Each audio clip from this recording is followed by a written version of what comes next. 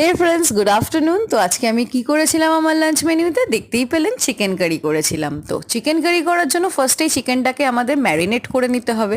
তো ফার্স্ট ম্যারিনেটের জন্য আমরা টক দই, হলুদ গুঁড়ো, জিরের গুঁড়ো, ধনের গুঁড়ো, যেমনি ডেলি ইউজে আমরা মশলাই ব্যবহার করে থাকি ওইগুলোই, সর্ষের তেল আর কাশ্মীরি লঙ্কার গুঁড়ো দিয়ে ভালো করে ম্যারিনেট করে ফ্রিজে রেখে দেবেন 0.5 ঘন্টা।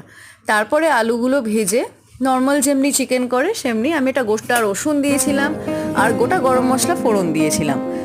আর পেঁয়াজ আদা রসুন বাটার সময় কিন্তু একটা কাঁচা লঙ্কাও দিয়ে দিয়েছিলাম, যাতে হালকা একটু ঝালের ফ্লেভারটা আসে।